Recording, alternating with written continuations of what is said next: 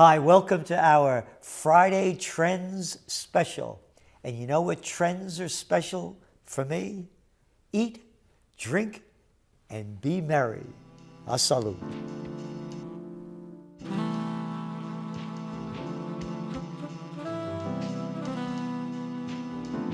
Hi, this is Gerald Celente, and here are some of today's trends in the news. Well, that's what I usually do from here, but not today. Today we have with us again great chef Marcus Giuliano, who he and his wife Jamie have one of the best restaurants anywhere, any place, Aroma Time. And if you have time and you're in upstate New York, you're going to want to go to Ellenville to go to Aroma Time. And I go there when I want the finest of the finest. And, you know, I like to drink, and when I go to Aroma Time, I get the best of the best, not only in food, but in the tastes that I enjoy to have a sip of this and that. And what do we have today, Marcus? We're talking cognac today. Cognac, which is a very popular brown spirit. Cognac can be a wonderful thing. I love cognac. So, of course, this isn't a local brand. Because cognac can only come from Cognac, France. That's the downfall to this. If it were outside of Cognac, France, it would be called brandy. Brandy, yeah. And something interesting enough is we've talked about Kentucky bourbon. Right. Kentucky, before they were doing bourbon, they were making brandy. Yeah. The first commercial winery in the U.S., I've been told, was in Kentucky. And so to make brandy, to make cognac, Armagnac as well, you need to make wine first. Oh, I didn't know. So you need a winery. In this case, this is Ungui Blanc. Ungui Blanc is a grape in here. Now, one of their neighbors is a place called Armagnac. Oh, yeah. Armagnac, same process, almost the same process. They're using Ungui Blanc, Follet Blanc, and another grape called Colombard. They're using 3 grapes. Here they're basically using 99% Ugni Blanc. The other ones is a good mixture of the other 3. Armagnac is distilled once. This is distilled twice. Armagnac had its roots in first, 100 years. Armagnac beat them to the market by 100 years. I love Armagnac. Yes. Armagnac is a little bit more body because that one time distilled as opposed to 2, so it can really bite you a little more. The same time that Cognac was starting their run in history, Kentucky was making brandy. So almost the same era, you have the 2 that were starting up. Now, if you were to walk around Cognac, France, you could spot a cognac storage house. The outside of it is covered with black mold, a good black mold. In the barrels, you have what's called as the angel share, which is the evaporation that happens naturally in every spirit that's put in a barrel. 2 to 4% is the average spirit that's lost a year in these barrels. The barrels are porous.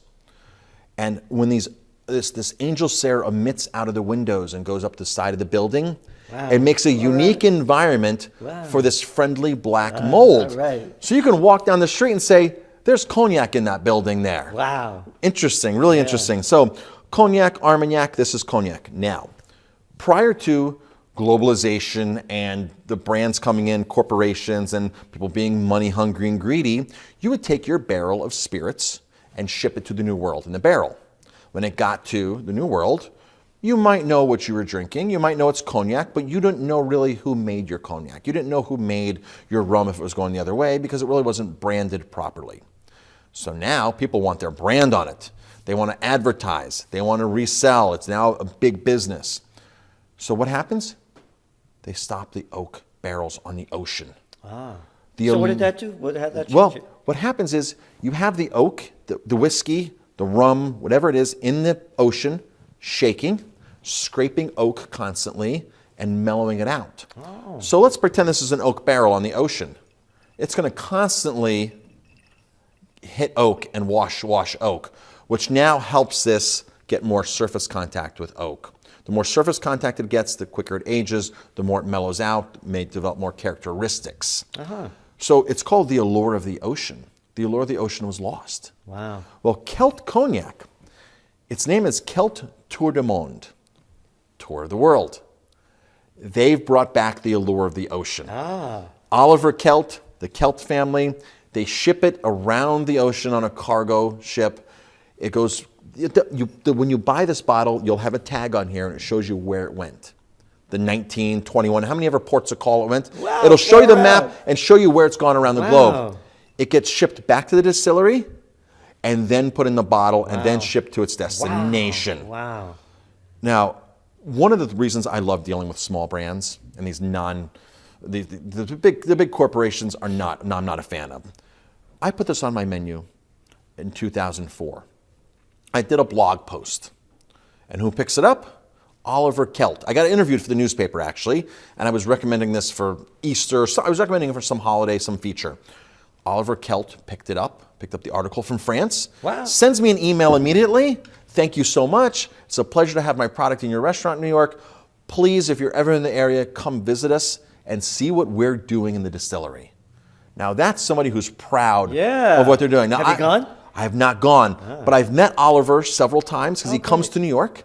And I meet him at shows, and he knows who I am, I know who he is, and we have a great conversation. And, that's how business is supposed to be done, with relationships, right? That's... Well, there's something else that happened that, young people have no idea. When I was, like you mentioned, all the different brands. When I was a young guy, like now, for example, if there's a butcher's shop, it's a big deal. Two of my uncles, may they rest in peace, were butchers, But what would happen is all the different stores, all the different unique things were killed because they killed the antitrust acts, the Robinson-Patman Act, Sherman Antitrust Act, Clayton Antitrust Act, that prohibited the bigs from taking it all. Like you take for example, the drugstores, CVS and Walmart's, Walgreens. So what do you have there? They have about, if you put them together, about 25,000 stores. So now break that up. And imagine 25,000 independently owned drugstores. So young people have no idea that that's the way it used to be. And that's what you do. You bring in the uniqueness of the individual, the care, the desire to do the best that they could do, create the best that they could create without the bottom line being the most important thing. Exactly. So let's have a taste of this. Absolutely. These glasses. Perfect. So this is These are Zizzy. My book, What Zizzy Gave Honey Boy. May she rest in peace. These are her glasses. Oh, wow. Yeah. So now this is a VSOP. Very special old pale. Oh, great. There's all kinds of regulations as far as VS, VSOP, and XO. XO being, those are the aging requirements. XO being 6 years or more. VS being the basic. Everything hits oak. It has to hit oak by law. They have to put it in barrels. So what's the top? The XO? XO, and then there's also some other terms out there that they'll put some house terms on. Of course, you have Napoleon. They might say reserve. They might throw some other house terms out there. The neat thing about this is they're a distillery and the bottler. Some of those bigger brands, they're just blenders. So back in the late 1600s, early 1700s, you had a few people that came from England, Martell, Hennessy. They went there and said, this is the boom. They're blenders. So they take everybody else's spirits that they're being distilled in smaller houses, take it to their place and start blending it to make their brand. So same thing with Champagne. Champagne is fascinating. 80,000 acres of grapes growing in Champagne, the size of Queens, New York. There's 70,000 farmers growing grapes, but only 4,000 labels.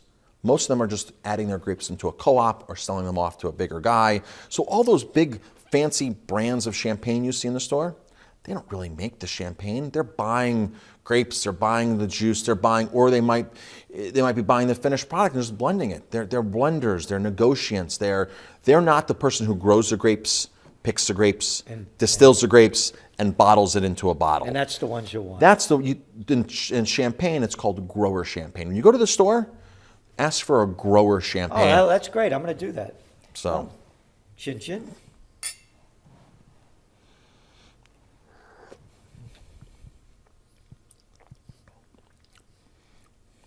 Wow.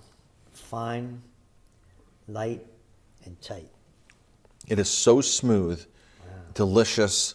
The caramel, a little bit of roasted apple in here. Really some great flavors coming through. Boy, this is a nice drink to have on a cool winter day. Everybody who I've turned on to this, because people come in and they ask for the big brands automatically, which isn't their fault. Right, that's what I used to do. Now we show them this, we tell the This is a whole story. different- Yeah, this is. People come to us just because we have this. They're like, what is that cognac that I can get nowhere else?